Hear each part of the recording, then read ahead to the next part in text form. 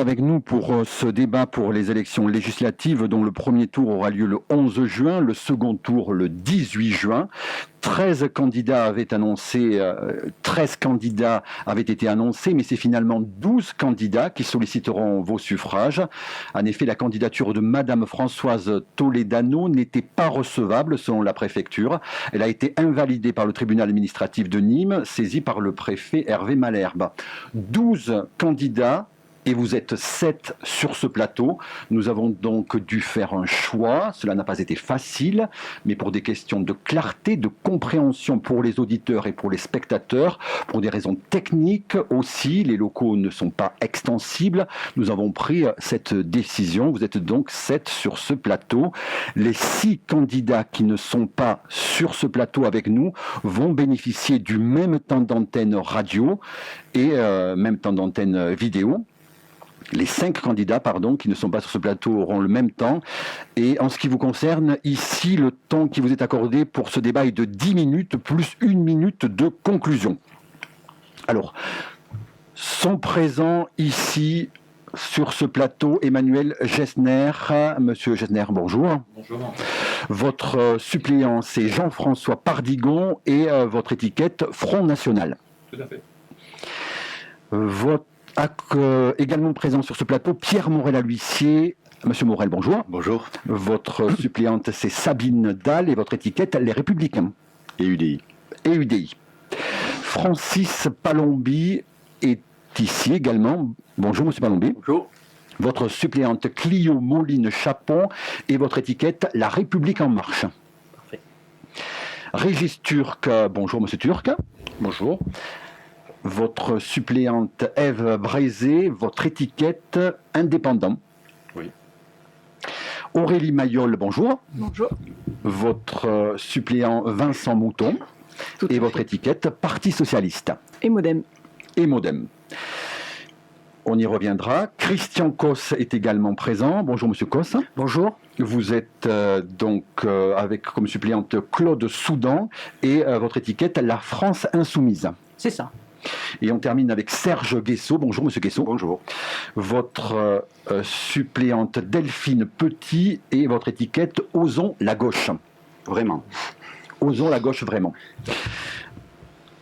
Alors, je vais préciser également les autres candidats qui sollicitent les suffrages des électeurs, mais en ce qui concerne les candidats qui sont 2, il faut que chaque fois vous repreniez le micro près de vous pour qu'on puisse vous entendre correctement.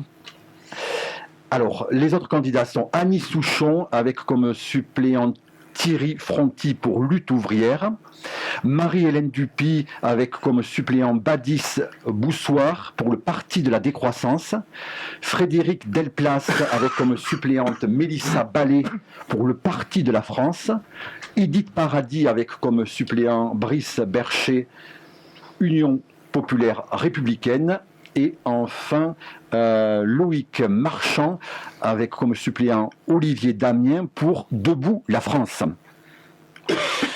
Les premières questions, dont la première question après tirage au sort, Patrick. Oui, donc à M. Gessner, on se rend compte qu'au sein du Front National, depuis les résultats de ce second tour, il y a des soubresauts. Marine Le Pen a concédé avoir fait des erreurs. On sent qu'il y a eu le retrait de Marion Maréchal Le Pen. On voit qu'avec Florian Philippot aussi, on se pose la question, est-ce qu'il va rester, est-ce qu'il va partir? Donc on a l'impression qu'ici aussi, en Lozère, ces soubresauts, vous les vivez vous aussi au niveau local, puisque bon, vous êtes certes investi, mais on se rend compte par exemple que Olivier Damien, qui avait été candidat au départemental sous l'étiquette Front National et qui lui aussi espérait avoir cette investiture en Lozère, déçu de ne pas l'avoir, et maintenant le suppléant de Loïc Marchand, Debout la France, votre ancien allié au second tour pour la présidentielle. Donc qu'est-ce que vous pouvez clarifier au niveau de cette situation, aussi bien du Front National au niveau national et ce qui nous intéresse plus particulièrement au niveau local? Le micro, monsieur. Voilà, bien devant. Levez-le encore un peu plus, désolé, mais il faut prendre des mesures. Voilà.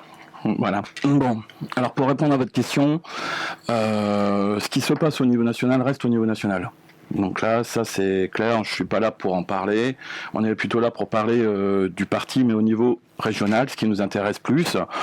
Donc, ouvertement, non. On ne ressent pas les choses, on a toujours nos adhérents qui nous suivent, on a toujours le mouvement, on suit la vague.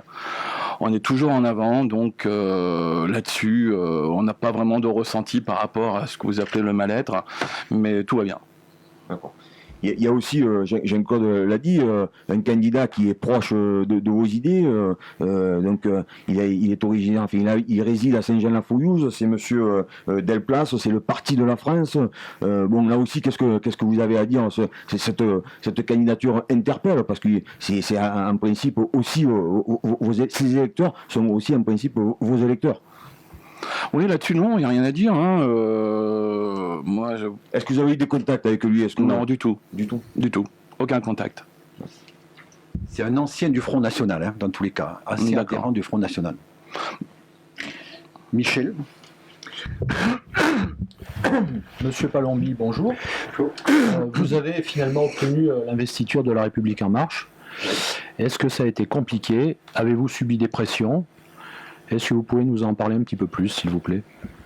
Compliqué, pas vraiment, parce que je pense que depuis le premier jour, depuis plusieurs mois, j'incarne le candidat devenu président de la République il y a quelques jours maintenant.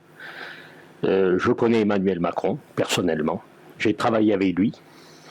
Et il connaît ma volonté de n'être pas certes un politique de métier, mais non moins convaincu par son programme, par son action, par sa rénovation totale et complète de la politique. Et la Commission nationale d'investiture m'a désigné pour représenter pour les législatives La République En Marche, et je l'assume. Alors, des pressions, dans le monde politique que je connais moins bien que certaines et certains, ça peut se faire que d'autres aient voulu pousser leur investiture par rapport à la mienne. Mais depuis le premier jour, je vous l'ai d'ailleurs dit dans tous les articles, lors de tous les interviews, je me suis toujours considéré pour la Lozère le candidat légitime, le seul vote utile pour faire appliquer le contrat avec la nation d'Emmanuel Macron, président. Et de ce fait-là, je suis très confiant pour porter les valeurs de la République en marche. Donc concrètement, pour avoir un député qui soutient le président de la République Emmanuel Macron, il faut voter pour vous. Ah ben, totalement. Si on veut sortir le député de l'opposition et se doter d'un député de la majorité présidentielle En Marche la République En Marche, pardon, eh bien, la seule éventualité, c'est de m'apporter des voix et également pour donner une vraie majorité à Emmanuel Macron pour remplir ce contrat avec la nation. Aurélie Mayol, donc vous nous l'avez dit, vous avez l'étiquette Parti Socialiste et l'étiquette Modem. Si vous êtes élu député, vous allez siéger où ? Je pense que la question qui est posée aux Lozériens dans cette élection législative, c'est de savoir quelle est la personnalité parmi les 12 candidats qui sont certes pas tous présents à ce débat, mais qui sont en lice pour cette élection, de savoir quelle personnalité va être la plus utile et la plus efficace pour la Lozère. Avec mon suppléant Vincent Mouton, nous avons expliqué notre positionnement. Il y aura, après le 18 juin, une opposition et une majorité. Moi, je fais partie des gens de gauche, des progressistes, qui souhaitent que Emmanuel Macron, le président de la République, ait une majorité pour construire la France du XXIe siècle et pour apporter des réponses urgentes aux Lozériens. C'est ce qu'ils nous demandent essentiellement. Dans nos soutiens en Lozère, vous l'avez vu à travers nos différents moments de campagne, nous avons des gens qui viennent de divers horizons. On a des sociodémocrates, on a des progressistes, on a des centristes, on a des humanistes. Et c'est par leur vote, ils ont permis à Emmanuel Macron d'arriver en tête au premier tour. Pour autant, je serai combative sur les combats qui sont les miens depuis toujours, je vais vous répondre. Depuis toujours, c'est-à-dire l'emploi, la ruralité, le pouvoir d'achat, la protection des plus fragiles, la jeunesse, nos aînés, la transition écologique, et je siégerai dans le groupe majoritaire. Je ne siégerai pas dans un groupe socialiste dans lequel il y aura des députés qui ont été frondeurs pendant 5 ans et qui ont empêché la France d'avancer. Donc ma réponse est claire. Contrairement aux députés sortants, je pense qu'il faut que le député, ou plutôt la députée de la Lozère, se situe dans la majorité. Être dans l'opposition stérile, monsieur le député sortant nous a montré pendant 5 ans que ça ne servait à rien. Il faut qu'on apporte des réponses urgentes aux Lozériens, et la seule façon de le faire, c'est d'être constructif et de participer à la réussite de la France. Pour être ce député utile et efficace, il faut avoir démontré qu'on est en capacité d'obtenir des résultats. Ce que j'ai fait à la région avec Carole Delga, ce que Vincent Mouton fait dans son engagement associatif. Ensuite, il faut connaître les dossiers de la Lozère. Il faut un député efficace dès le 19 juin. Pas dans un an. Et enfin, il faut être capable de rassembler tous les Lozériens, d'obtenir leur confiance.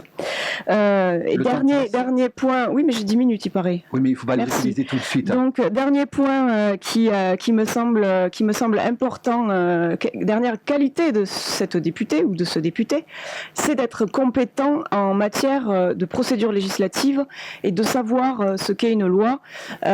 Je connais les dossiers lozériens et je maîtrise les notions qui sont essentielles à la Lozère. Donc on a bien compris que si vous êtes élu député, vous siégerez dans La République En Marche, et que ce qui vous différencie de M. Palombi, c'est que vous connaissez mieux les dossiers, puisque M. Palombi ce que dit Madame représente La République En Marche. Il ne semble pas avoir parlé de M. Palombi. J'ai parlé du député sortant, je n'ai pas prononcé un autre nom, me semble-t-il, vous réécouterez la bande, mais... Un mot rapidement sur le MoDem. Pourquoi le MoDem vous soutient, vous, alors qu'il soutient François Bayrou et que Bayrou est ministre? Parce que le MoDem Lozère sait très bien qu'on travaille efficacement ensemble pour la Lozère dans différentes structures et institutions, parce qu'on se connaît depuis longtemps. On travaille ensemble à la fois à la mairie de Mende, au conseil départemental dans la majorité. On est mobilisé sur les dossiers pour obtenir les résultats dont je parlerai tout à l'heure, et c'est un soutien, je pense, à une candidature efficace et compétente. Juste une dernière question, Madame Mayol. Si vous êtes élu député, la Lozère va perdre une vice-présidence de la région. Est-ce que c'est pas un petit peu dommageable pour le département ? Je conserverai mes missions à la montagne puisqu'elles ne sont pas liées à la vice-présidence. Carole Delga l'a dit quand elle est venue la semaine dernière en Lozère. Je continuerai à œuvrer sur toutes les politiques montagne, et je pense avoir fait la démonstration que ma proximité avec Carole Delga va largement au-delà des étiquettes. Bon, Pierre Morel, donc justement, un peu la même question. Des candidats, les Républicains aux législatives, ont déjà annoncé que s'ils étaient élus, ils siégeraient au sein de La République En Marche. Donc ils soutiendraient quasiment toutes les lois proposées par Emmanuel Macron et son gouvernement. Vous, si vous êtes élu, est-ce que vous serez dans cette optique-là? On pense à Christian Estrosi, etc. Ou est-ce que vous serez vraiment un député d'opposition? Oui, Christian Estrosi, pour le coup, il ne sera pas député, puisqu'il y a aujourd'hui un cumul à partir du 30 juin 2017 qui fait que nous n'aurons plus de députés maires ou de sénateurs maires, ni président de département, ni président de région, ni président de communauté commune. Pour ma part, je constate la situation, un premier tour très, très divisé, et puis un second tour où le candidat Macron est devenu président de la République. C'est un jeune président de la République. Il a un mouvement qui n'est pas un parti unique. Il y a aujourd'hui une diversité politique dans notre pays et il a une volonté de faire des réformes. J'ai toujours été très atypique dans ma famille politique et j'ai toujours souhaité que nous soyons un peu intelligents à droite et à gauche. Et peut-être là, ça va être une évolution intéressante et je ferai tout ce que je peux pour accompagner les réformes que souhaite le président de la République et je m'inscrirai dans une volonté de soutenir un certain nombre de points. Je l'ai dit dans le journal que j'ai rédigé. Il y a des choses qui m'interpellent et des choses sur lesquelles je serai d'accord. J'ai eu l'occasion de rencontrer M. Palombi à plusieurs reprises. Tout à fait. On a même travaillé ensemble. Nous avons travaillé ensemble, nous avons échangé. Je le respecte. Je vois le travail qu'il veut faire dans notre département. Moi, j'ai pas de problème majeur dans une union de tout ce qui peut être réforme dans ce pays. Tout à fait. Donc vous vous inscrivez aussi dans cette mouvance autour du président de Profondément, oui. Voilà. Profondément, parce qu'aujourd'hui, la France a besoin d'être profondément réformée. D'accord. Donc vous allez changer votre attitude ou votre méthode par rapport à vos pratiques lozériennes, c'est-à-dire que quand aujourd'hui vous appliquez une opposition systématique sur l'ensemble des dossiers à la fois de la région, du département, de Sophie Pantel et dans les Bertrand. Oui, j'ai vu François Hollande qui voulait réinventer le rêve socialiste. J'ai vu cette parenthèse épouvantable pour notre pays, avec 6 millions de chômeurs, 9 millions de personnes sous le seuil de pauvreté. À un moment donné, je ne pouvais pas accepter que l'on utilise les députés pour des choses qui n'étaient pas utiles. Pendant 5 ans, vous ne pouviez pas accepter le sauvetage de l'hôpital Lozère, vous ne pouviez pas accepter le sauvetage de la CCSS, vous ne pouviez pas travailler avec nous sur la RN 88, vous ne pouviez pas travailler avec nous sur le Cévenol et sur l'Aubrac. Mais je ne suis pas d'accord sur des orientations. Vous êtes en train de brader le train pour le régionaliser. C'est une catastrophe. Les régions n'auront pas les compétences, n'auront pas l'argent pour financer. Non, vous allez dans le mur. On fait des choix prioritaires. Comme quand un maire, le président de la République que vous avez soutenu, que votre mentor a soutenu, a décidé lui-même de ne pas repartir aux élections. C'est quand même la première fois sur la Ve République qu'un président de la République fait lui-même le constat de son bilan d'échec. Donc c'est quand même grave. À un moment donné, rester dans cette conception politicarde et on n'en sortira pas. Essayons d'évoluer dans ce pays. La conception politicarde, c'est vous qui l'appliquez depuis 20 ans à Lozère avec des oppositions systématiques. Vous continuez à faire de l'opposition. En tant que vice-président de la région, je n'ai absolument eu votre soutien sur rien du tout. Donc depuis 12 ans, la commune de Fournel n'a pas eu un centime de la région. Vous affectez les subventions pour des raisons politiques aujourd'hui. Et ça, c'est grave. La première subvention d'aide aux communes qui est passée à la région Occitanie sous ma vice-présidence, c'est le château de Fournel. Je le fournirai à la presse après ce débat. J'attends évidemment 50 000 euros sur un dossier de 2 millions d'euros. Merci, madame. Il faut peut-être revenir au sujet de la législative qui va passer, parce que là, on part dans des débats. J'ai encore une autre question. Donc, vous êtes le député sortant, vous terminez votre 3e mandat, vous êtes candidat à un 4e mandat de député. Est-ce que, question un peu directe, est-ce que vous n'êtes pas usé par cette vie politique? Est-ce que vous n'avez pas peur qu'au niveau de l'électorat, il y ait quand même une certaine lassitude? Écoutez, moi, c'est quand même un honneur, une fierté d'avoir été élu 3 fois. Et puis quand je regarde les classements des parlementaires dans notre pays, je suis classé dans les 10, 15, 20 députés les plus actifs. Capital vient de sortir un classement très fouillé, 23e sur 577, et le premier des députés du Languedoc-Roussillon en termes de travail législatif. Non, je crois que j'ai encore beaucoup de jus. Que le sénateur et Alain Bertrand et le maire de Mende, Laurent Suot, soutenaient Aurélie Mayos. Et on a l'impression qu'au niveau des ténors de la droite, ça tarde à dire nous, on soutient Pierre Morel. Il n'y a pas de prise de parole vraiment efficace et vraiment...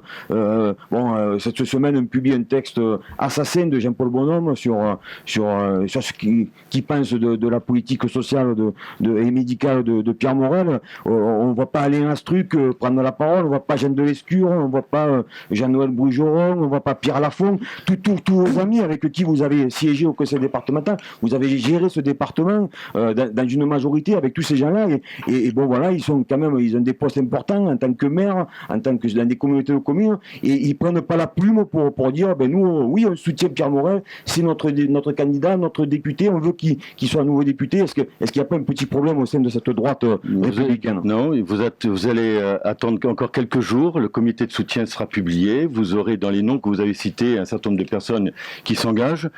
Il y a un certain que je ne souhaite pas qu'ils s'engagent. Parce qu'à un moment donné, il y a dans la vie politique des personnes qui doivent sortir du canevas politique parce qu'ils ne représentent plus les aspirations de la population. Vous verrez les comités de soutien entre le nombre de maires et le nombre de conseillers départementaux, vous serez peut-être un peu étonné. Très bien. Et je voudrais dire juste un mot, si vous me le permettez, par rapport à certains sous-entendus concernant ma méconnaissance ou la méconnaissance des dossiers, parce que ça, je pense que ça ne s'adressait pas à Pierre Morel, parce que Pierre Morel, les dossiers, il les connaît, il les travaille depuis de longues années pour le département. Eh bien, vous voyez, j'ai une ambition très forte, c'est d'apporter un projet de coopérative pour les centres-villes, pour la revitalisation des centres-villes et villages. Et je peux vous assurer que j'ai vu à ce jour toutes les villes du département, sauf une ville, Mende. Bon, ça se passera, ça se fera un jour, puisque je réunis les commerçants en fin de semaine. Mais en tant que candidat, pour échanger et écouter leurs doléances et leurs attentes. Donc, malgré ce qu'on peut dire, je suis toujours resté connecté à la Lozère depuis l'âge de 2 ans, puisque j'ai abouti à Belvezé, ce qui me donne d'ailleurs une appétence particulière pour le monde agricole, que je connais, et surtout les très petites entreprises que je porte depuis plusieurs années en tant que président des commerçants de France. Donc je peux dire que je connais peut-être pas tous les dossiers par cœur, et puis d'abord, quand on brigue un mandat pour travailler pour le département, on ne peut pas commencer avant d'être élu. Donc, les compétences, elles s'exerceront et je serai soutenu par le président de la République et son gouvernement qui prêtent beaucoup d'attention au monde économique duquel je ressors. Voilà, je voulais faire juste cette précision par rapport à un certain jugement. Monsieur Cos, bonjour. Vous avez dénoncé cette semaine, nous l'avons publié dans notre journal, un pseudo-comité de soutien à Jean-Luc Mélenchon. Qui visiez-vous exactement et pourquoi ne pas avoir accepté cette main tendue éventuelle? Je dois dire que je ne rentre pas dans la polémique puisque les auteurs se reconnaîtront. Mais je regrette naturellement qu'il n'y ait pas pu y avoir une union avec mes amis communistes, comme ça s'est fait d'ailleurs dans d'autres départements. Mais je ne vais pas alimenter la polémique. Je souhaite simplement que nous ne soyons pas privés de l'accès au second tour à cause d'un petit éparpillement qui, comme la présidentielle, nous a privés du second tour pour très peu. Je voudrais surtout constater, à la lumière de ce qui vient d'être dit, c'est que je constate qu'il y a plusieurs candidats, 3 exactement, de la majorité présidentielle, là. Entre ceux qui l'ont soutenu, ceux qui le soutiennent et ceux qui s'apprêtent à le soutenir. Je crois qu'avec le projet politique de M. Macron, qui est le même que M. Hollande en pire, au niveau du recul social, qui se prépare, parce que j'ai lu le programme de M. Macron, au niveau du Code du travail, au niveau de l'irresponsabilité écologique de ce programme. Je pense en particulier au nucléaire. Il y a 1900 réacteurs qui arrivent à terme et ce n'est pas un sujet de conversation au débat du second tour. Je crois que M. Macron n'a pas de majorité politique pour l'instant et nous avons l'ambition à la France insoumise de conquérir une majorité, au moins relative, pour arriver à une cohabitation avec M. Macron, pour imposer un autre programme qui est celui qui a été porté par Jean-Luc Mélenchon à la présidentielle, qui est l'avenir en commun. Et je dis aux travailleurs et aux travailleuses de la Lozère qui notamment manifestaient dans les rues de Mende contre la loi El Khomri, qu'il y a un moyen plus commode, moins fatigant, moins cher que des journées de grève pour empêcher la mauvaise politique de M. Macron soutenu par un grand nombre d'autres candidats pour que cette politique soit empêchée d'être mise en œuvre en utilisant le bulletin de la France insoumise. Monsieur Turc, Régis Turc, donc vous vous présentez sur l'étiquette indépendant. Tout à fait. Est-ce que l'étiquette divers droite ne vous conviendrait pas mieux? Bon, je ne suis pas très regardant là-dessus, ça ne me dérange pas comme donne l'étiquette d'hiver droite, centriste, indépendant. Simplement sur mes documents de campagne, il y a marqué sans étiquette pour être tout à fait en règle avec les règlements sur les investitures, etc. Ceci dit, pour ceux qui me connaissent, je suis un homme du centre droit, avec ma liberté de pensée, de parole et d'action, et je m'inscris totalement là-dedans, quoi. Si je suis élu député, je rejoindrai, s'il existe, mais je pense qu'il devrait exister, un groupe centriste au sein de l'Assemblée nationale, et ce groupe centriste sera tout à fait à même de répondre à la main tendue du président Macron sur un certain nombre de dispositions et de propositions de loi, mais aussi de rester critique, vigilant, critique positive, etc., par rapport à une politique générale qui sera présentée et proposée. Voilà. Si vous n'êtes pas au second tour, est-ce que vous allez soutenir quelqu'un, apporter vos voix à un candidat qui serait au second tour? Mais je serai au second tour. La réponse, on s'y attendait un petit peu. Non, mais voilà, c'est la réponse facile. Mais bon, on sait peut-être que vous avez des amitiés avec certains candidats qui sont autour de cette table. Moi, j'ai des bonnes relations avec tous les gens qui sont autour de cette table. Il y a des gens que je découvre et d'autres que je connais depuis un moment. Mais je pense qu'au-delà des amitiés, etc., moi, ce que je veux, c'est qu'on s'occupe de la Lozère, de la ruralité et de notre spécificité. Il sera largement temps, entre le premier et le deuxième tour, de voir ce qu'on fait. Je me suis exprimé, moi, avant le premier tour de l'élection présidentielle ou avant le deuxième tour de l'élection présidentielle, et je m'exprimerai en fonction de mon positionnement entre les deux tours des élections législatives. Est-ce que votre candidature n'a pas fait ombrage à certaines autres candidatures à droite, entre divers droites? On parlait de Patrice Saint-Léger ou Monsieur Pourquier, qui n'ont pas tenté quoi que ce soit de se présenter, par exemple, peut-être quand ils ont vu que vous y alliez, vous, le maire Badarou. Je sais pas, en fait, moi j'ai pas fait une candidature ni contre personne, j'ai fait une candidature pour la Lozère et pour dire quelque chose pour la Lozère. Sans consultation au préalable? Alors j'ai consulté un certain nombre de gens, un certain nombre d'amis ou de connaissances, de maires et d'élus proches de mon positionnement politique ou un peu plus éloignés, et nous avons échangé sur la pertinence ou pas de ma candidature, mais je n'ai demandé l'autorisation à personne et je n'ai invité personne à ne pas se présenter par rapport à moi, quoi. Il n'y a aucun souci de ce côté-là. La politique de Pierre Morel-A-L'Huissier, ça ne vous convient pas comme député? Il y a des choses qui sont bien dans le travail du député actuel, il y a des choses que je ne partage pas, j'ai échangé plusieurs fois avec lui là-dessus, donc voilà.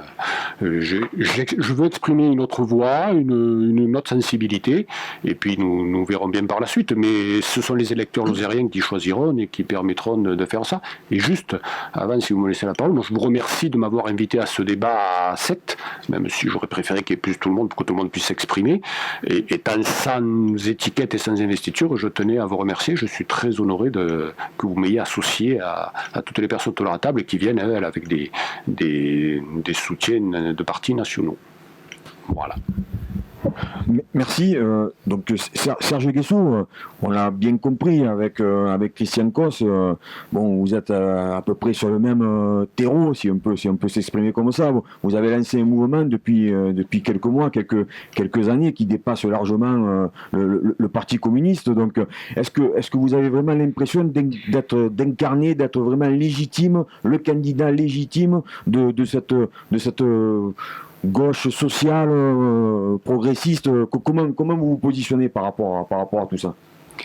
Écoutez, d'abord, moi aussi, je veux vous remercier de m'avoir invité, parce que je pense que calquer les débats pour les élections législatives en fonction de ce qui s'est passé à l'élection présidentielle, c'est pas sérieux. Il y a des réalités locales particulières qui méritent d'être prises en compte. Et je le dis d'autant plus que j'ai la prétention d'incarner ici le rassemblement le plus grand et le plus divers du camp progressiste que nous n'avons pas eu en Lozère depuis très longtemps. Comme vous l'avez dit, c'est en janvier 2016, au lendemain des élections régionales, que les forces progressistes se sont mises en tas pour essayer de construire un projet et pour éviter de sombrer dans le piège du tripartisme.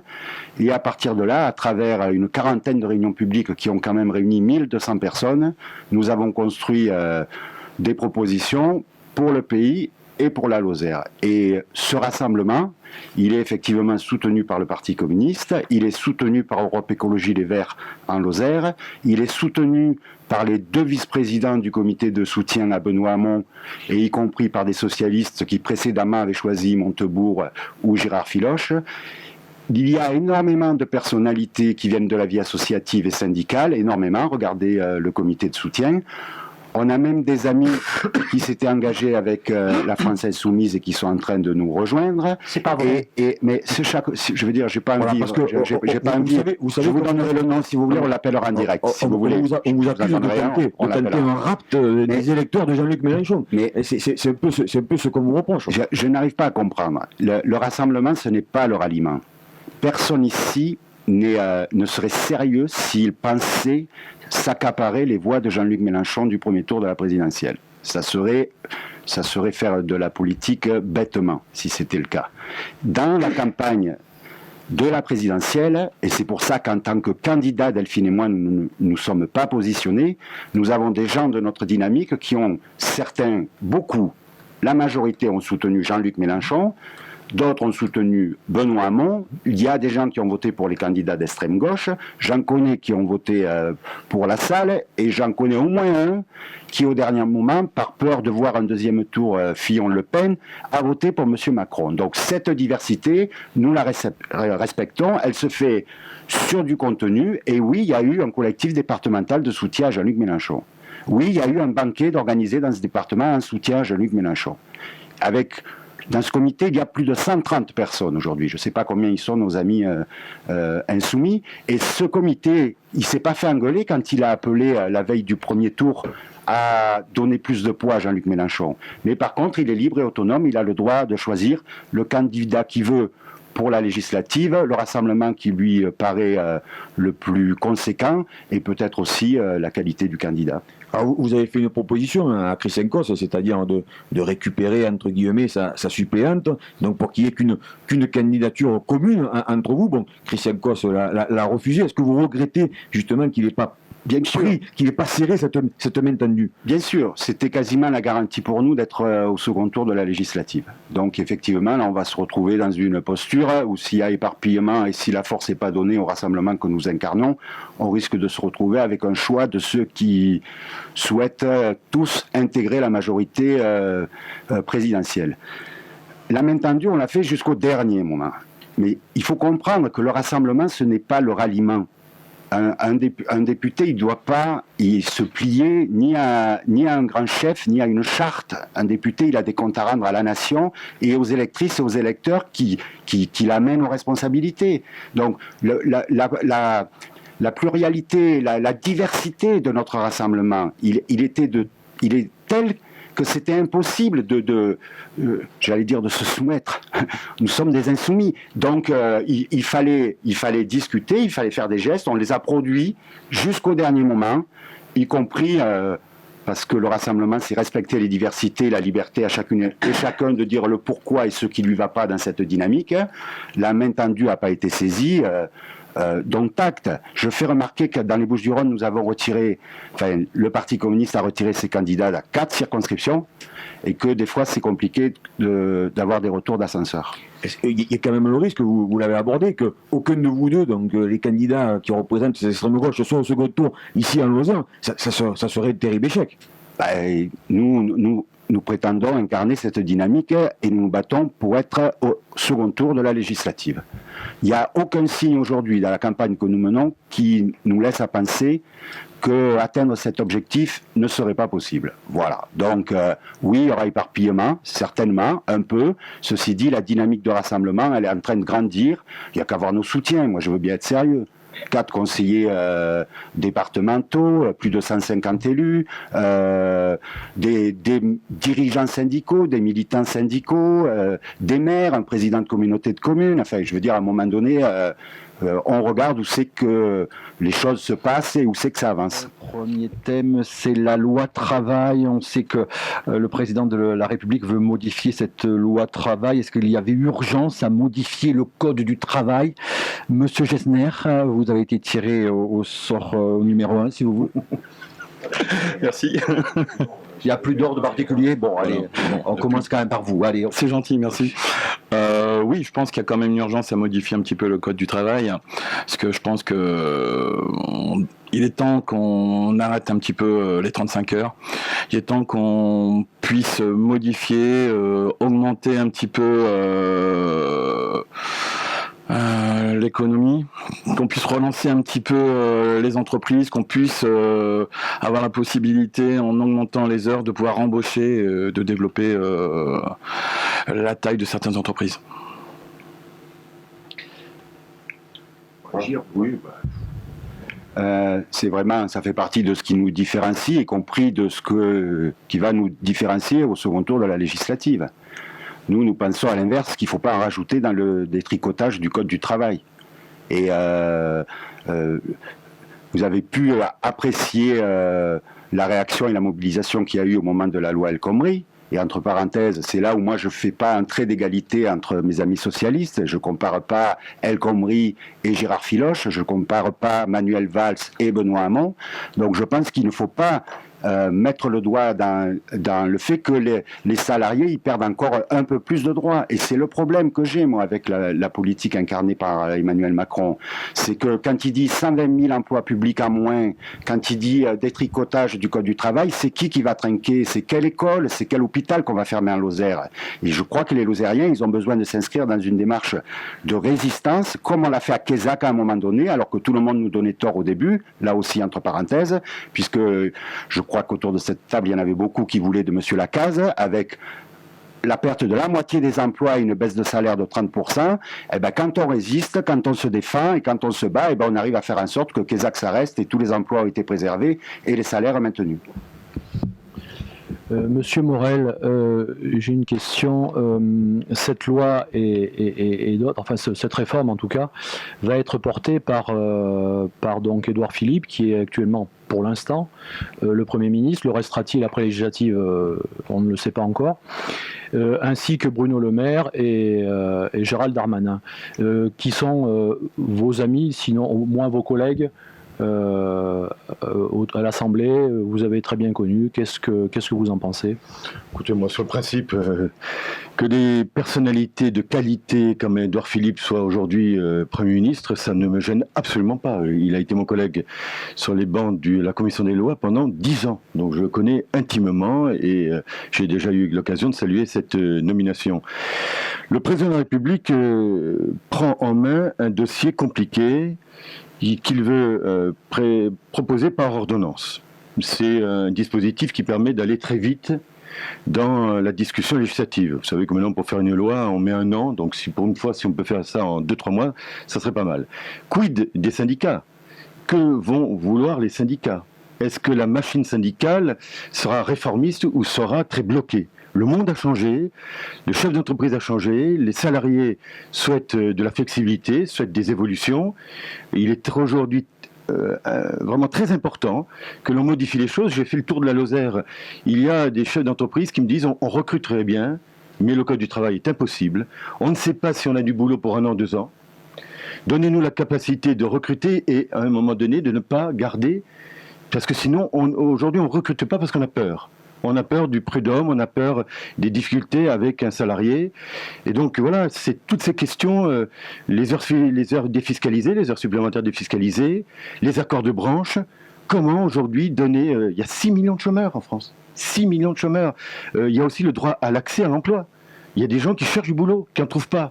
Donc il faut libérer un peu de liberté, et je pense que le président de la République a cette conception, et franchement, je l'accompagnerai totalement dans cette orientation, et j'accompagnerai mes collègues que vous avez cités, à condition qu'ils puissent être encore au gouvernement. On verra le 18 juin la majorité et comment le président de la République proposera une plateforme politique à l'ensemble de la représentation nationale. Francis Palombi, justement, vous, bien sûr, vous êtes favorable à la modification du Code du travail? Tout à fait, c'est fondamental. Pierre Morel a dit quelques propos que je partage, bien évidemment. Mais je voudrais rappeler quand même un point très important. Le pacte sur lequel s'est engagé le président de la République est un pacte équilibré. Il faut bien évidemment abaisser les charges des entreprises. Donc on le fait, moins 25% sur l'impôt sur les sociétés, c'est quand même pas mal. Le CICE va être revu, corrigé, va disparaître au profit d'un impôt d'une défiscalisation beaucoup plus juste. Donc, la ligne de conduite d'Emmanuel Macron, c'est libérer pour créer des emplois. Pierre Morel vient de dire 6 millions de chômeurs, il a raison, personne ne peut le contester. Face à cette situation, je suis convaincu, et j'en ai la preuve, le président de la République, hier, a rencontré les forces syndicales. Il est pour le syndicalisme, Emmanuel Macron. Il n'est pas pour occulter le syndicalisme, mais par contre, il est pour que certains problèmes se règlent au niveau directement de l'entreprise.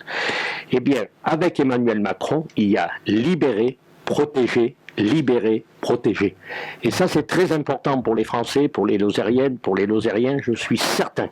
Vu le vote, il y a 2 Lozériens sur 3 qui ont quand même voté Emmanuel Macron, donc ils ne sont pas insensibles à son projet. Et d'ailleurs, ce n'est pas un programme. Emmanuel Macron n'a pas parlé de programme. Il a toujours parlé de projet et exécuter ce projet. Donc, la loi El Khomri, alors, j'étais dans les arcanes en contact avec des forces politiques, entre autres de gauche, parce que j'ai été au Parti Socialiste à partir de 81, donc je suis quand même un homme de gauche. D'ailleurs, Emmanuel Macron, au tout début, quand il a émergé, il a fait part de cette sensibilité. Et j'ai pu constater que Emmanuel Macron n'a pas eu la main véritablement sur cette loi El Khomri, à laquelle il a participé. Mais c'est Manuel Valls qui a annoncé d'entrée de jeu, cette loi passera 49.3, point barre, dégagez Ouadouze.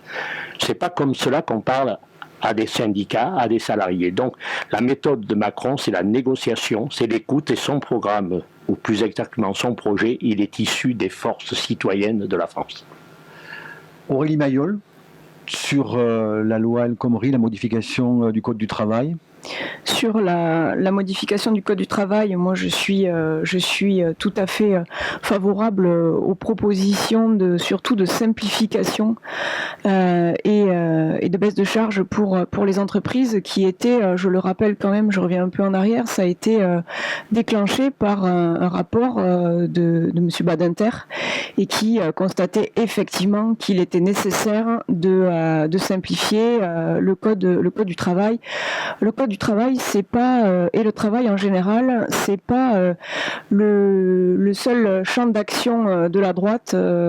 Tous les progressistes défendent cette notion de travail. Au Parti socialiste, ça a été évoqué tout à l'heure. On a fait des propositions pour l'entreprise. N'oublions pas que la CCI de Lozère, parce que il faut quand même recentrer le débat sur ce qui nous intéresse, c'est la Lozère. La CCI de Lozère a fait plusieurs propositions et notamment a demandé le maintien du CICE pour les territoires ruraux et hyper ruraux. Donc dans tout ce qui a été fait, il y a des choses qui sont appréciées par les entreprises. Ce à quoi il faut faire attention, parce que ça concerne directement la Lozère, c'est surtout les TPE et les PME. Moi je n'ai aucun souci avec la technique administrative des ordonnances, puisqu'il faut une loi d'habilitation du Parlement avant que ça puisse être mise en œuvre. Donc nous aurons les moyens d'agir et d'exiger une certaine protection sociale. Ce qui compte, c'est la simplification. Aujourd'hui, quand on passe dans les communes, quand on va rencontrer les entrepreneurs lozériens, quand on rencontre les agriculteurs, quand on rencontre les artisans, ce qu'ils nous disent surtout, c'est simplifiez-nous toute cette complexité administrative à la fois à l'embauche et continuez, vous l'avez fait avec le CICE, continuez à baisser les charges.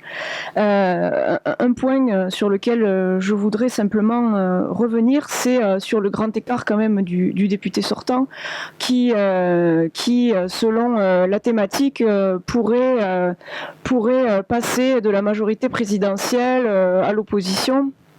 Moi, ce que je veux simplement indiquer, c'est que dans la Lozère Nouvelle de ce jour, vous avez reçu le soutien de M. François Barouin, qui a été très clair. Les députés républicains siégeront dans l'opposition à la majorité gouvernementale.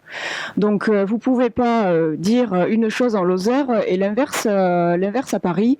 Je l'ai rappelé tout à l'heure, vous pratiquez l'opposition systématique depuis des années. Il n'y a pas de mandat impératif en France. Le député est libre de son choix et de son vote. Mais je ferai ce que je veux. Je ne parle pas de façon c'est pas vous qui allez être ma directrice de conscience. À un moment donné, arrêtez de faire un succès sur moi. Je ne parle pas de théorie.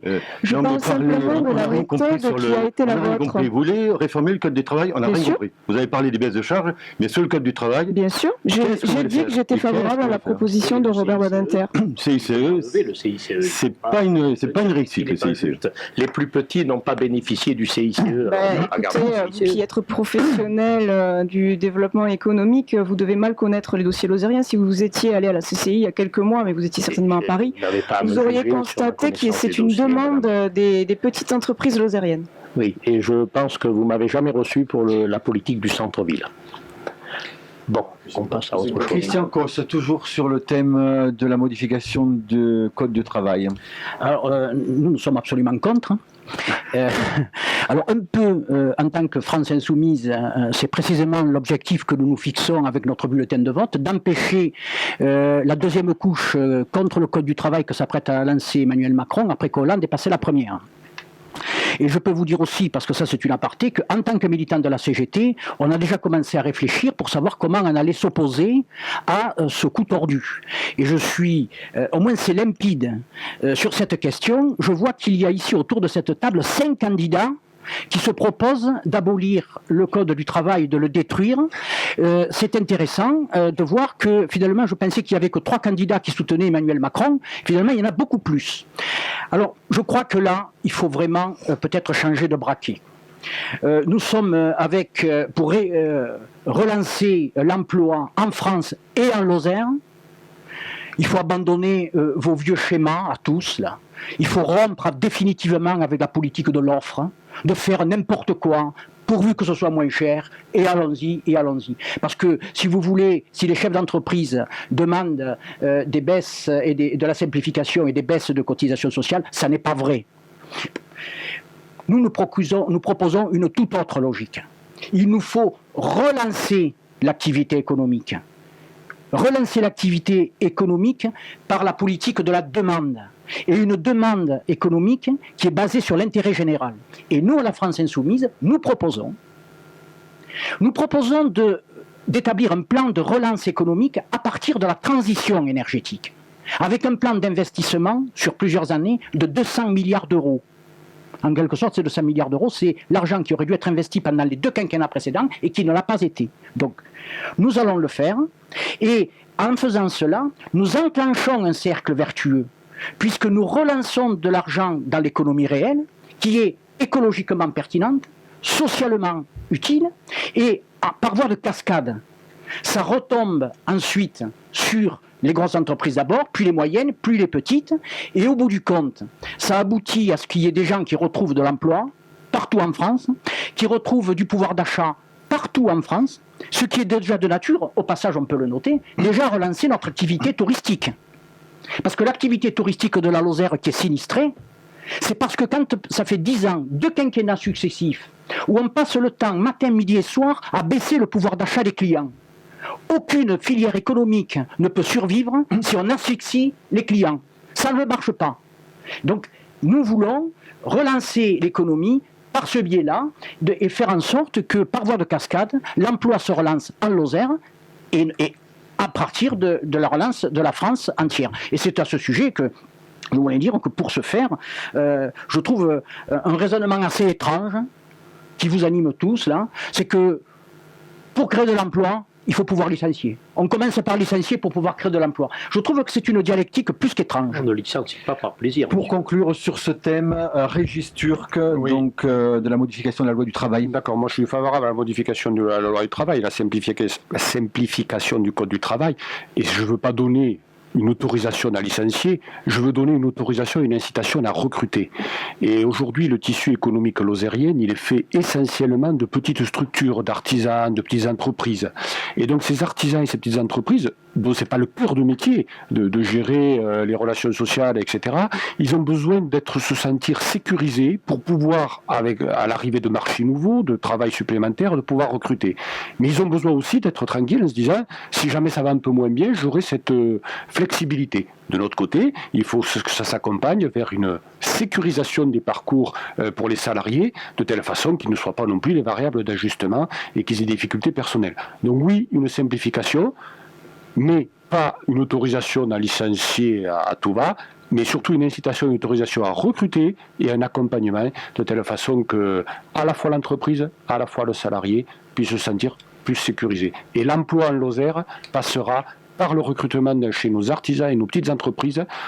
On peut rêver éventuellement de l'arrivée de gros employeurs, mais faisons avec notre tissu économique actuel, accompagnons-le. C'est vraiment quelque chose qui doit être vrai et efficace dans notre ruralité. Christian Cosse parle de relance par l'économie, relancer l'économie, oui. C'est une chose, mais là, la question qui a été posée, c'est de savoir est-ce que le Code du travail aujourd'hui ne pose pas des freins à l'emploi. Et la question est non. Et oui.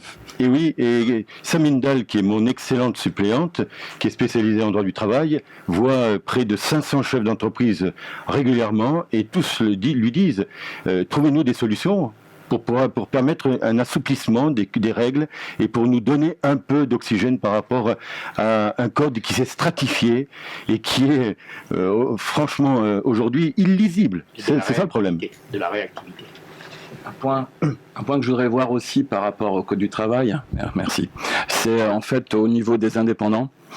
Il faudrait quand même voir aussi le RSI qui est quand même un sujet qui étouffe énormément les petits entrepreneurs. Moi-même étant chef d'entreprise, je suis donc tributaire du RSI et c'est vrai qu'on y laisse quand même pas mal. Ça nous bloque à l'embauche, ça nous bloque au développement.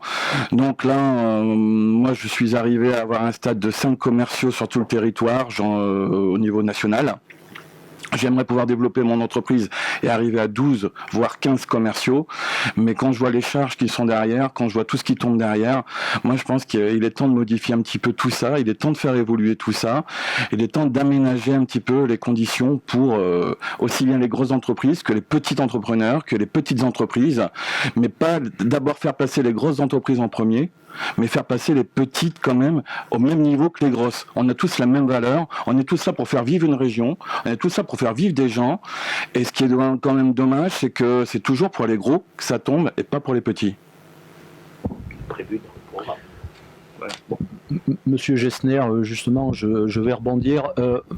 Certains responsables politiques ont évoqué ou évoquent encore une future Lozère à 100 000 habitants.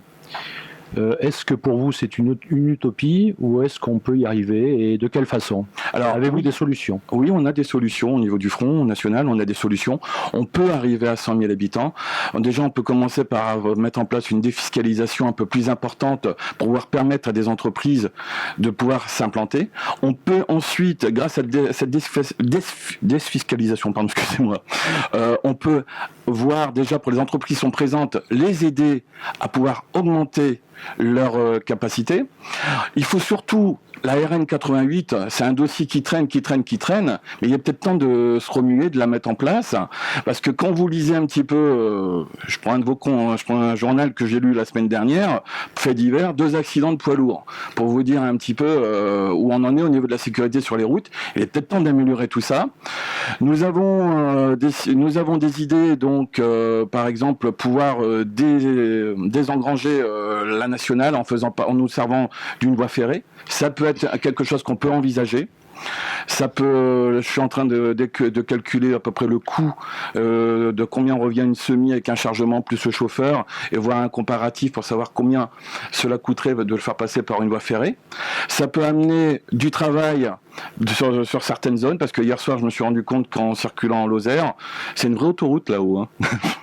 il y a à peu près, je me suis senti à peu près sur l'autoroute parce que le nombre de poids lourds qu'il y avait, le nombre de semis qu'il y avait à 22h, 23h, c'est quand même effarant. Et c'est pas des petites vitesses, c'est vraiment quand même quelque chose qui est quand même conséquent.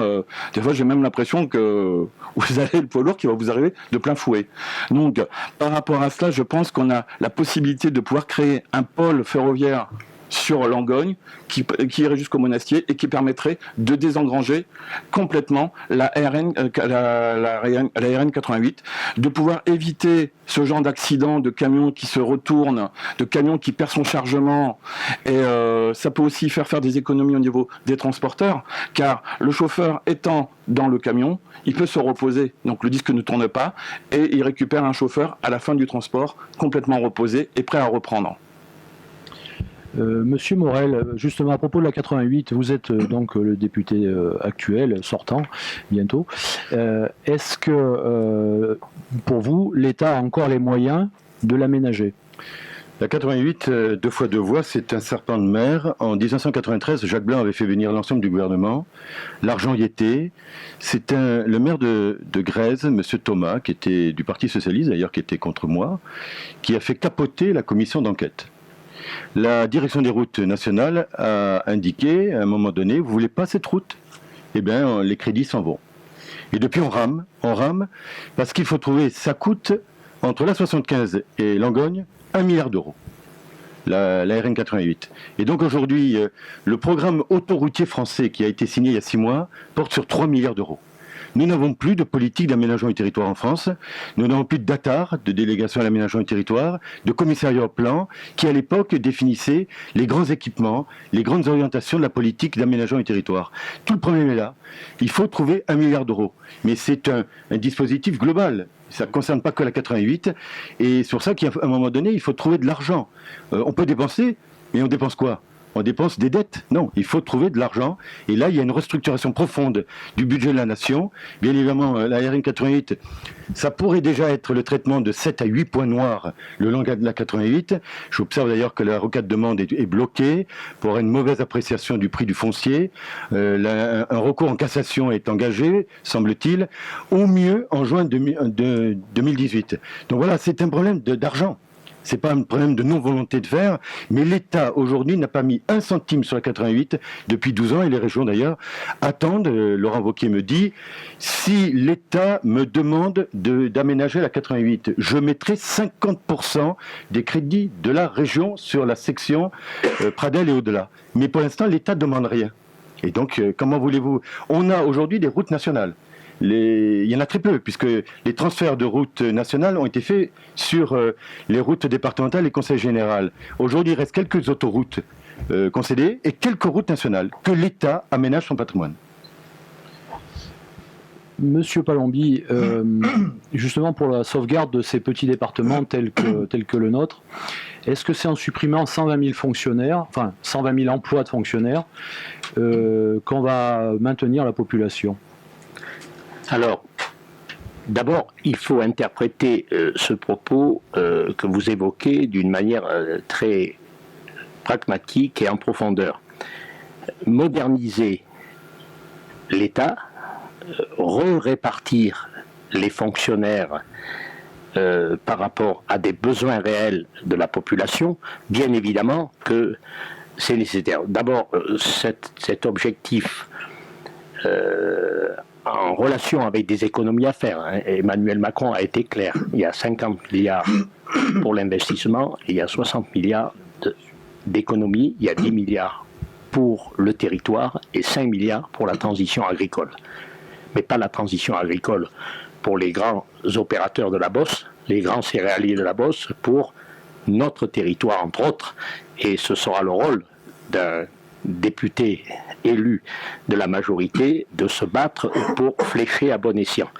Alors, vous parlez, on vient d'évoquer la RN 88. Je voudrais simplement rajouter un mot qui rejoint pour partie un certain discours de M. Morel, c'est qu'il faut être réaliste.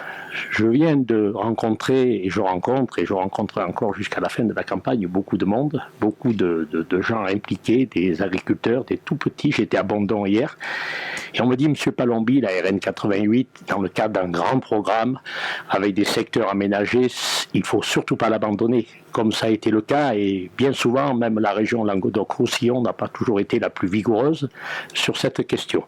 Mais par contre, il y a des routes départementales qui sont en désuétude. À la Malène, il y a des portions de routes et il y a beaucoup de touristes étrangers, internationalement, par exemple. Et j'étais au grand salon exceptionnellement organisé par le département à Lyon et j'ai parlé avec tous les exposants. Et donc, il faut améliorer l'état des routes de base départementales afin que deux cars puissent se croiser. Dans certains cas, ce n'est pas le cas, afin qu'un camion ne provoque pas un accident. Donc je pense que quand on fait de la politique, même si je ne suis pas un professionnel de la politique comme certaines ou certains, eh bien, il faut du pragmatisme. Et Emmanuel Macron, c'est sa règle d'or. C'est du pragmatisme, de l'analyse. Il faut commencer par le commencement. Si on investit tout vers la 2 fois 2 voies, il est bien évident qu'il ne restera plus grand-chose, il ne restera rien et j'en ai la preuve, puisque je fais partie du comité de l'association Oui à la 2 fois 2 voies, bien sûr. Je travaille pour le contournement de Langogne par Pradel, etc. Et c'est vrai que je dois constater, je ne suis pas un adepte forcément, enfin je ne suis pas en relation politique avec le président Wauquiez, mais le président Wauquiez, pour son département, pour la région, il est particulièrement actif. Oui, d'ailleurs, Aurélie, tout le monde en parle. Les Lozériens sont inquiets parce que on entend de plus en plus dire Laurent Wauquiez, il va faire son tracé, il va faire sa 2 fois 2 voies. Donc, après nous, ici en Lozère, ça sera impossible de se rattacher au secteur que Laurent Wauquiez va créer, et donc là, la RN 88 sera définitivement enterrée. Alors, qu'est-ce que vous pouvez dire aux Lozériens pour les rassurer, parce que c'est de plus en plus dire ça, c'est cette inquiétude. Laurent Wauquiez, moi je suis vice-présidente de la région Occitanie, Laurent Wauquiez est président de la région Auvergne-Rhône-Alpes, mais je suis rassurée, monsieur le député sortant vient de dire qu'il le connaissait très bien, donc il n'abandonnera pas la Lozère, il n'interrompra pas la RN 88 à un endroit très stratégique que tout le monde peut être rassuré. Alors les constats du député sortant et de monsieur Palombi, oui, tout le monde est d'accord sur le fait que depuis 93, il ne s'est absolument rien passé sur la RN 88. Ça, je veux dire, ça se lit dans tout, il n'y a pas besoin d'être sur le terrain pour le constater, tout le monde peut le faire comme l'a fait monsieur Gessner. Bon, après, il y a les actes sur cette RN 88. Le dossier recommence à avancer, parce qu'avec Sophie Pantel, parce qu'avec Carole Delga, depuis 1 an et demi, on y travaille, on a fait remonter ce dossier comme prioritaire pour la région Occitanie. L'État et la région mobilisent 2 millions d'euros, parce qu'il est vrai que depuis 20 ans, et moi je n'étais pas aux responsabilités, il ne s'est absolument rien passé. On n'a même pas les études permettant la DUP, et demain l'inscription des travaux. Et puis bon, comme évidemment nous demandons des études pour aller jusqu'à la DUP, il est dans notre ambition d'inscrire des travaux sur le prochain contrat de plan État-région. Donc on attend que l'État nous donne les tronçons prioritaires et on inscrira des travaux en investissement. À un moment donné, on ne peut pas être responsable politique depuis une vingtaine d'années, simplement faire des constats. Il faut agir. Et nous, avec la région, sur la RN 88, avec Sophie Pantel, on est les seuls à avoir mené une action et à mobiliser des crédits. C'est la vérité. Alors Aurélie Mayol et monsieur Palombi, vous êtes arrivés aux 10 minutes. Réponse toujours sur la RN 88, Régis Turc, puisque vous êtes le maire de Badarou, la RN 88 vous concerne, on a parlé d'une déviation, alors il faut que qu'on ait un petit peu votre avis. Voilà, alors je vous remercie parce que la 88 traverse donc Badarou, dont je suis le maire. Donc c'est vrai que c'est scandaleux, l'état de la 88, et je regrette mais il fallait le faire à un moment, mais que la 75 ait beaucoup de choses, soit très bien, et qu'on ait abandonné toute cette partie du département, la partie centre-est du département. Sur la 88, moi je rejoins ce qui a été dit, je pense qu'on aura des difficultés à avoir de l'argent public en masse là-dessus, et je ne suis pas très favorable à des petits... Allez, on fait une petite déviation par-ci, une petite déviation par-là. On a droit à un axe structurant entre Toulouse et Lyon, etc., puisque c'est vraiment une activité économique. Moi, ce que je propose, c'est travailler avec un partenariat public-privé, de telle façon qu'on puisse, mais vous avez le droit, et qu'on puisse avoir au moins une route à 2 fois 2 voies qui soit rapidement au service du département de la Lozère. C'est comme ça qu'on a fait le viaduc de Millau et que ça nous permet d'enjamber le Tarn et de rejoindre la Méditerranée. Voilà, ça c'est ma proposition, mais je ne suis pas le seul puisque ça avait été déjà travaillé par d'autres personnes avant moi. Et c'est vrai que par rapport à un utilisateur fréquent et responsable de la sécurité et des Badarousiens, c'est compliqué cette route nationale qui est surchargée de camions et qui ne rend pas beaucoup service au village qu'elle traverse. Voilà, donc ça c'est une proposition. Maintenant, si on trouve de l'argent public, je serais bien sûr favorable à l'argent public, mais est-ce qu'on attend que la manne céleste ou publique arrive, ou est-ce qu'on trouve une solution entre-temps par un partenariat public-privé? Christian Cos, sur ce thème de l'aménagement du territoire et en particulier de la RN 88. D'abord, je suis en désaccord total avec ce que vient de dire M. Turc, parce que le partenariat public-privé, c'est un mécanisme qui est parfait pour laisser les déficits à la partie publique et laisser les bénéfices à la partie privée. Et partout où ça a été fait, c'est comme ça que ça s'est passé et c'est même assez scandaleux. Je crois que cette affaire de la Nationale 88 se pose dans le contexte plus général de repenser tous les transports en France et dans l'Europe. C'est-à-dire qu'il nous faut là aussi, et quand je faisais tout à l'heure allusion à la transition énergétique, à la transition écologique, il faut rompre avec tout ce qui consomme des énergies carbonées, le gasoil, le pétrole, le gaz, et nous tourner vers un tout autre moyen de transport. C'est ainsi qu'à la France Insoumise, nous proposons de recréer et de redynamiser toutes les lignes de chemin de fer qui sont à l'extérieur de la Lozère, mais surtout aussi en Lozère, je pense en particulier au Cévenol et à la ligne Béziers-Paris, de telle sorte que, compte tenu des impératifs écologiques de notre époque, qui visiblement passent au-dessus de la tête de tous les candidats qui sont là, il est important de mettre urgemment les camions sur les trains. Urgent. Parce que dans peu de temps, le pétrole sera tellement cher que les transports seront exorbitants. La qualité de notre air, la qualité de notre environnement exige que rapidement on remette un service public de la SNCF pour rénover les lignes de chemin de fer et ce qui désenclavera la Lozère en termes de transport exogène, parce que quand on est lozérien aujourd'hui et qu'on veut se rendre à la capitale, c'est un parcours du combattant.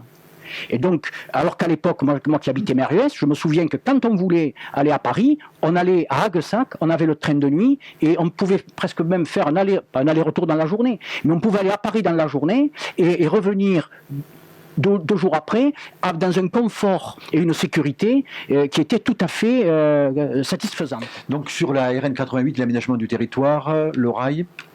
Écoutez, nous on a construit dans le cadre du débat qu'on a engagé, je l'ai dit, depuis plusieurs mois, l'ambition d'obtenir un plan d'urgence pour la Lozère, qui comporte donc 10 priorités et 30 objectifs.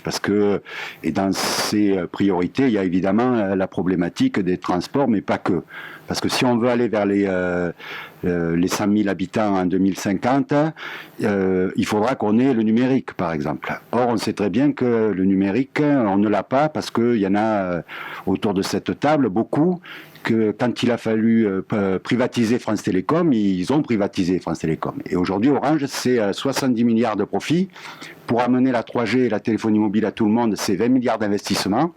Donc on voit bien les conséquences de choix politiques nationaux sur la réalité de la vie de notre département. Donc nous avons listé 10 priorités, un traitement, j'allais dire, de cheval, de façon à ce que, pour que la population arrive, pour que l'agriculture se développe, on ait des services publics, on ait des petits commerces. On parlait tout à l'heure de l'activité économique pour les PMI, PME et les artisans. Il existe une clause de développement durable et social qu'on peut rajouter dans les marchés publics, dans l'attribution des marchés. Et cette clause-là, elle permet très souvent de faire travailler des entreprises locales plutôt que d'aller chercher le moins 10 ans parfois assez loin.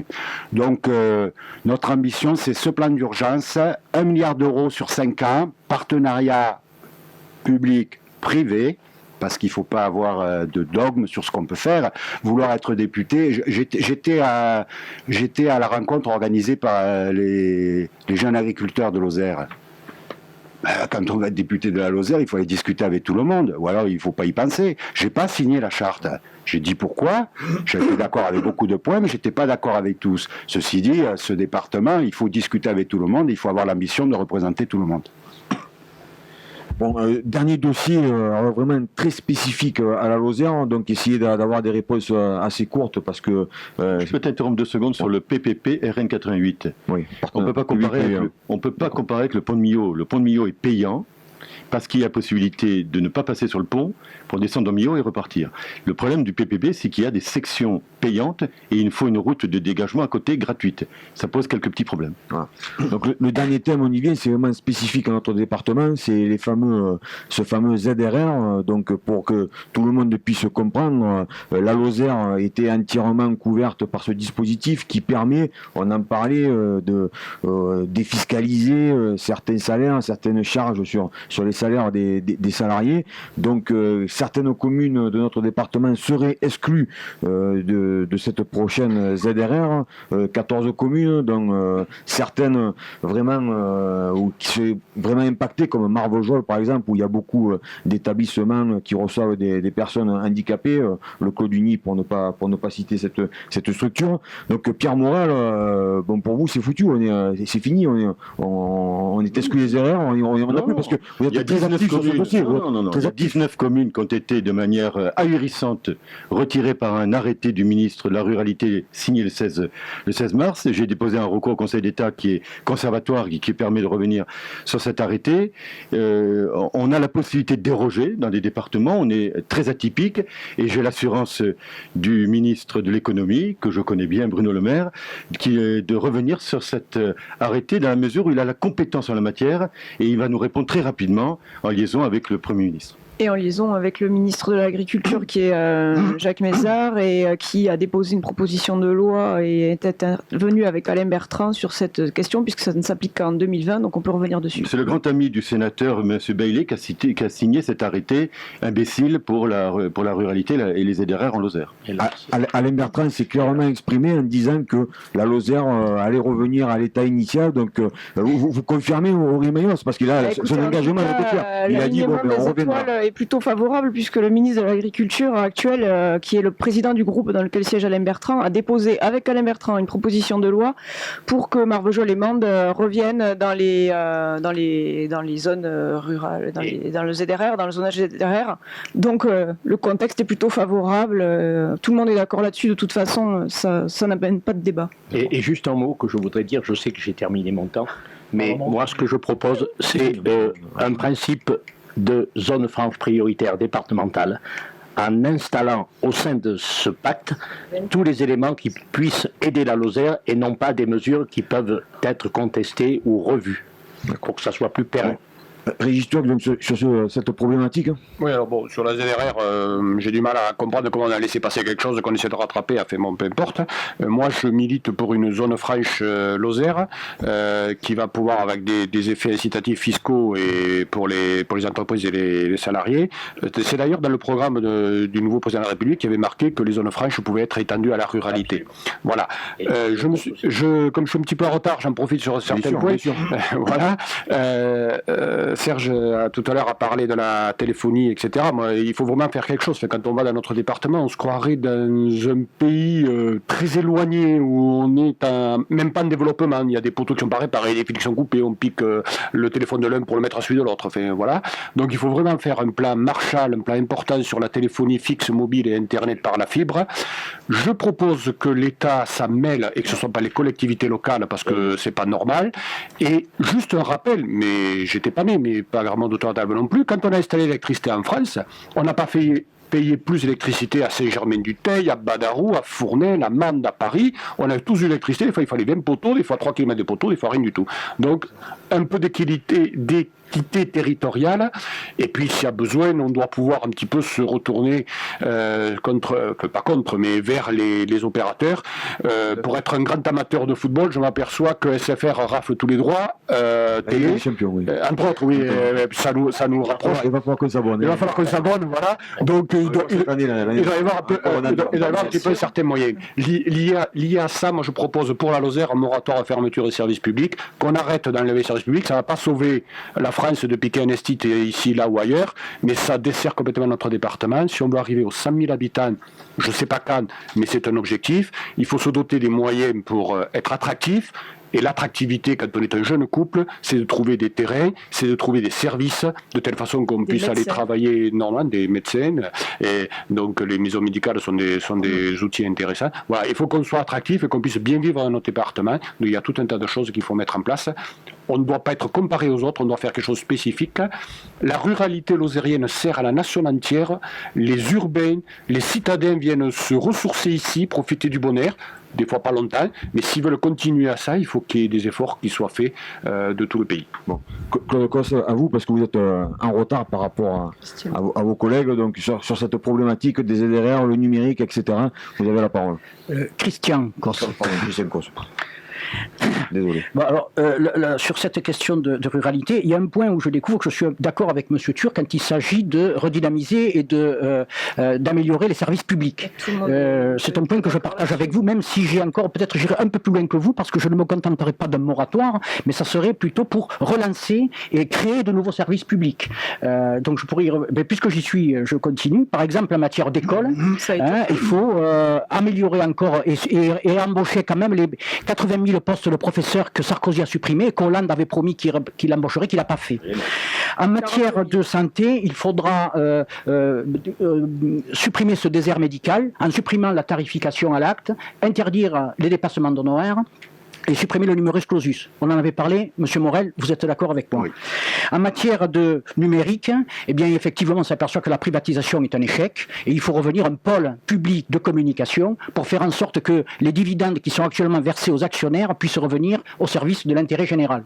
Et en matière de service public, nous avons même l'ambition à la France Insoumise de créer en plus un service public de la petite enfance. Voilà. Mais par contre, en matière de ruralité, pardon, mais les ZRR, c'est un médicament qui soigne une maladie que vous avez vous-même créée. Parce que la ruralité, le problème de la ruralité, c'est pas un état de fait. C'est le résultat d'une politique qui a été menée pendant 2 quinquennats. Le territoire est sinistré, pas de service public. Donc j'ai répondu sur les propositions que fait la France Insoumise pour redynamiser le territoire, à commencer par les services publics. En matière d'agriculture aussi, l'agriculture actuellement, dans le système actuel, est une catastrophe pour la Lozère. Il y a un agriculteur sur 3 qui part à la retraite n'est pas remplacé. Et on va continuer longtemps comme ça. Là aussi, nous proposons une transition écologique de l'agriculture Oui, sauf que nous allons créer 300 000 emplois de paysans en Lozère pour une agriculture paysanne. 300 000 en France, et dont 3 000 en Lozère. Pardon. C'est beaucoup quand même. Mais le lecteur avait rectifié de lui-même. Et puis, il y a aussi une chose qui concerne plus particulièrement les Lozériens et qui montre qu'en quelque sorte, les problèmes sont en Lozère, mais les solutions sont à Paris. Et en quelque sorte, l'universel contient le particulier. Les produits du terroir de notre département, je pense à la charcuterie, au miel, aux confitures, au fromage, ça m'est cher puisque j'y travaillais. Eh bien écoutez, il va falloir faire en sorte de préserver nos appellations contrôlées, et pour cela, nous avons l'intention de bloquer le traité de libre-échange avec le Canada, qui se prépare à être signé par M. Macron et qui est soutenu par un grand nombre de candidats ici autour de cette table. Si la France insoumise arrive au pouvoir, et si nous avons la majorité et que Jean-Luc Mélenchon soit le Premier ministre, le CETA sera bloqué. Nous n'aurons pas de Pélardon du Mississippi, ni du Fédou de l'Arkansas. Voilà. Très bien, M. Cosse, vous êtes arrivé à vos 10 minutes. Alors, par contre, M. Gessner, c'est vrai que vous êtes là en dernière position. Hein, donc, vous avez encore même pratiquement 5 minutes de débit par rapport aux autres. Donc, allez-y. Donc là, je suis tout à fait d'accord avec ce qui vient d'être dit pour tout ce qui est économie. C'est vrai que pour moi, il y a une mauvaise gestion. Les ZR, on n'aurait jamais dû les supprimer. On devrait créer carrément des zones franches par rapport à ce niveau-là. Le problème ensuite, pour répondre au développement de l'agriculture sur le territoire, c'est vrai qu'on en revient encore à la base du numérique. C'est vrai que ce que fait le département, en fait ce que fait Sophie Pantel est très bien de développer la fibre.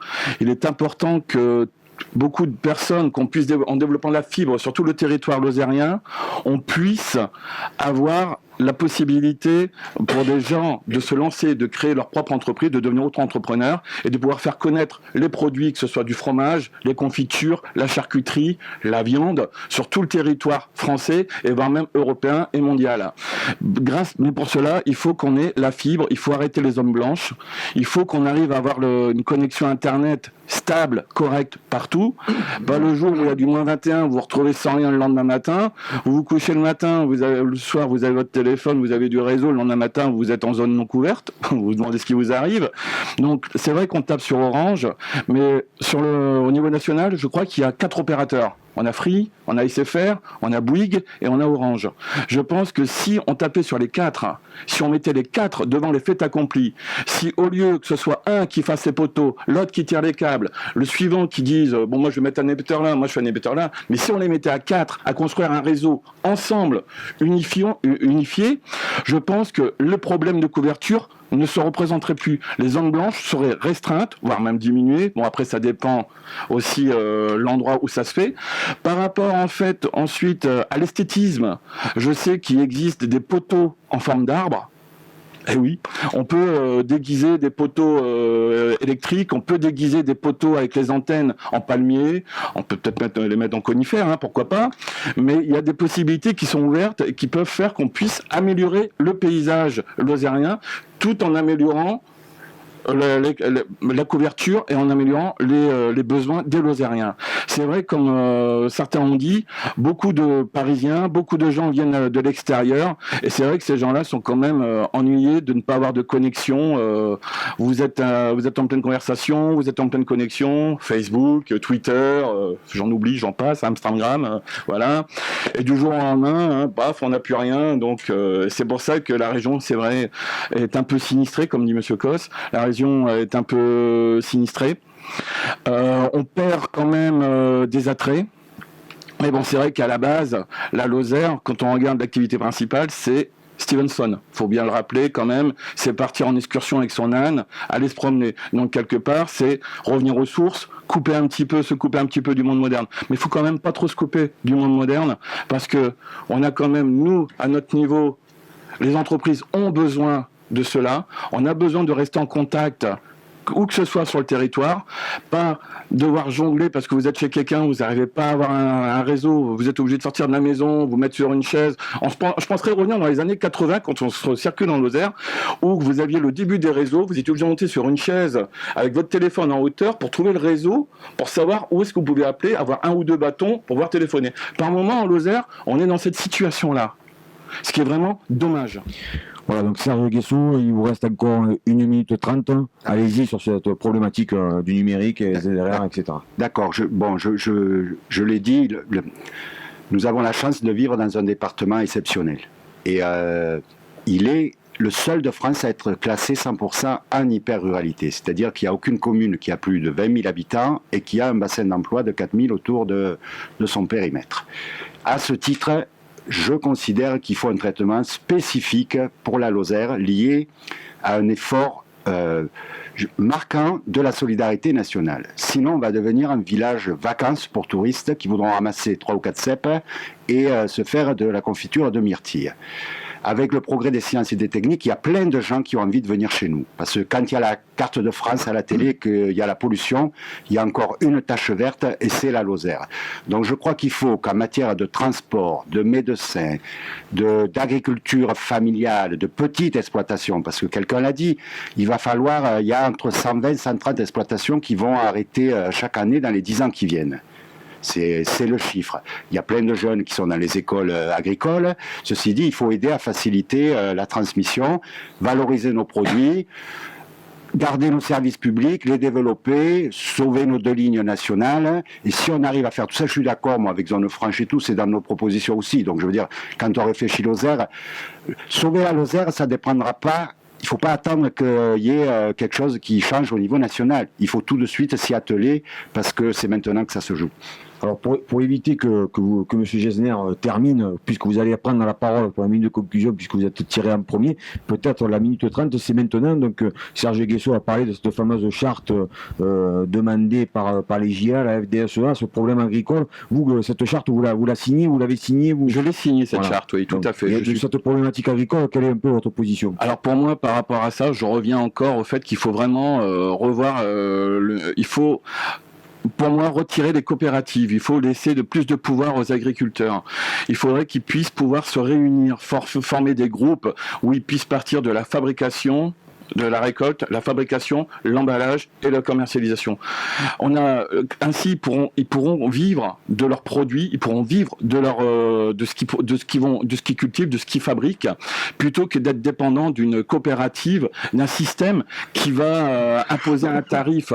Moi, je trouve quand même aberrant quand on va parler du lait, quand vous savez que la production mondiale du lait pour la France représente que 2,5% et qu'on est obligé de se tenir à un tarif mondial. Donc, alors que quand on voit le prix, c'est quand même quelque chose qui est quand même assez surprenant.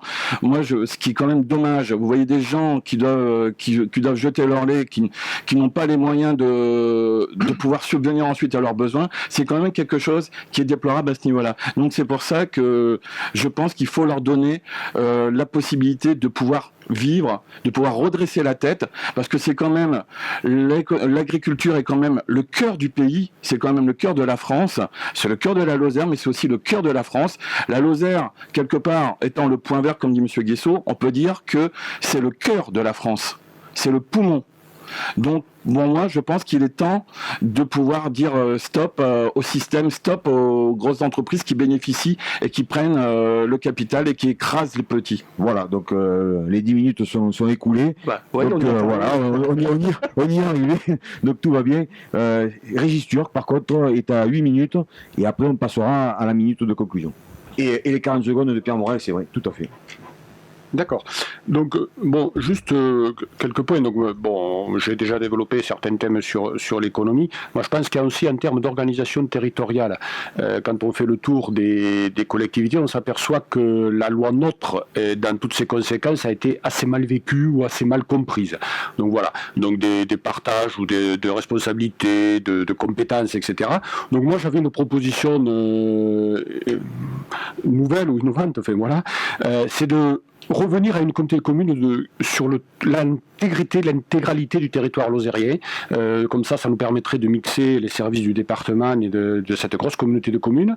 Et ça permettrait à chaque petite commune de retrouver aussi au sein de cet ensemble protecteur et mutualiste et dynamiseur son autonomie et sa pertinence. Parce qu'on a besoin aussi de ce relationnel. Et comme le disait très bien Jean-Louis Borloo, lorsque on a épuisé tous les recours, lorsqu'on ne sait plus à qui s'adresser, on vient pousser la porte du maire. Et moi, je rencontre souvent énormément de maires qui sont des gens très impliqués dans la vie de leur village. Et c'est important de laisser ça en place de telle façon que notre ruralité et les personnes qui habitent chez nous puissent avoir cette relation avec un élu qu'ils se sont choisis. Voilà. Autre point, et je voulais quand même pas finir ce débat sans en parler. Certes, on parle de la Lozère, on est au sein d'une nation qui est la France et de l'Europe, et je voulais juste quand même faire penser à ce qui s'est passé hier à Manchester, et que ça doit quand même nous interpeller, même ici dans notre département. Et dans l'idée d'accueillir de nouveaux habitants. Il faut qu'on conserve cette sécurité qui pour l'instant est assez intéressante en Lozère, c'est-à-dire qu'on vit bien, on a une belle qualité de vie, on a peu de risques, même s'il y a quelques petites délinquances. Donc moi, je milite tout à fait pour un maintien des effectifs policiers et de gendarmerie, et je propose même que le commissariat de police élargisse son territoire aux communes autour de Mende pour le consolider et que les gendarmes puissent s'occuper du reste. Voilà. Mais c'était juste aussi qu'on ait une pensée pour les victimes de Manchester et qu'on le relie au problème de sécurité. Merci Régis Turc. Pierre Morel, un sujet qu'on n'a pas encore abordé mais qui intéresse particulièrement nos concitoyens, c'est malheureusement la désertification médicale de ce département. Quelles sont vos solutions si vous êtes réélu? J'avais proposé un certain nombre de choses à Mme Bachelot et à Mme Touraine, les deux ministres de la Santé, qui m'ont dit on ne peut pas toucher à la liberté d'installation du médecin. À un moment donné, il y a une réalité. Il y a des territoires où il y a trop de médecins et des territoires où il n'y en a pas. Il faut une cartographie où on puisse indiquer à des étudiants en médecine, là, vous pouvez vous installer, là, vous ne pouvez pas vous installer. À un moment donné, il faut bien que l'aménagement du territoire soit mis en œuvre, y compris par les facultés de médecine. Ça a été fait pour les infirmières, entre parenthèses. Voilà, et ce débat est terminé. Nous allons passer à la minute de conclusion dans l'ordre du tirage au sort. Monsieur Gessner, prenez le micro, Monsieur Gessner, plus près de vous. Donc pour conclure, vous avez 1 minute. Pour conclure, bon, écoutez, je fais confiance aux Lozériens, aux Lozériennes pour leur choix. Donc on est là pour défendre leurs droits, pour défendre la région, pour défendre les idées et développer le pays. Et développer surtout la région. Il vous reste encore 40 secondes. Pas obligé. Obligé, voilà. Monsieur Palombi, pour conclure. Je pense, si les électrices et les électeurs de Lozère m'accordent leur confiance, je pense être véritablement le vote utile. Comme je l'ai dit, je serai le député de la ruralité, de la proximité et de l'agriculture. Et je rajouterai un point important. Au travers de mes contacts, depuis plusieurs semaines et même depuis plusieurs années, je constate que dans la méthode, je sais que Sophie Pantel, entre autres, fait un très gros travail sur la Lozère, mais au niveau du développement du tourisme, il y a mieux à faire. Et je pense que je m'y attacherai également très particulièrement.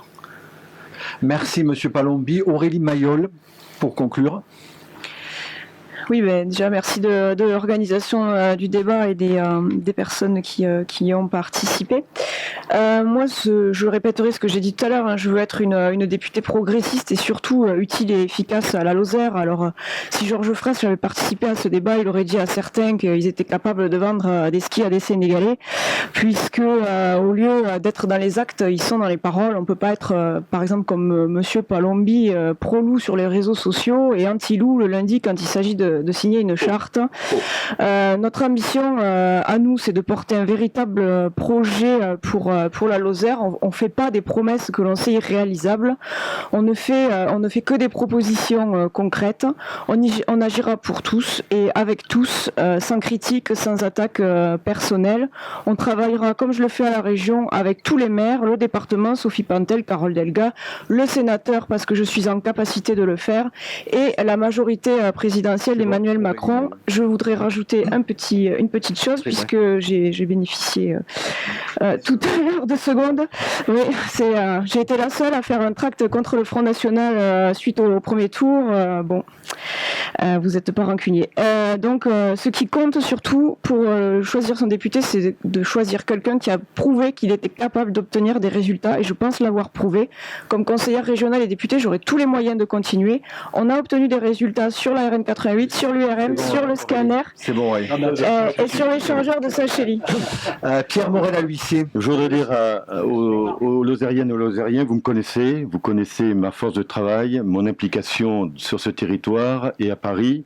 Je fais un rêve, celui que le président de la République, Emmanuel Macron, replace la ruralité dans les politiques nationales et que la Lozère puisse avoir un statut spécifique, parce qu'aujourd'hui on est en grande difficulté et il faut que notre département puisse avoir des zones franches, puisse avoir des dotations de l'État et puisse avoir du service public, de l'accès à la santé. Voilà, je fais ce rêve-là.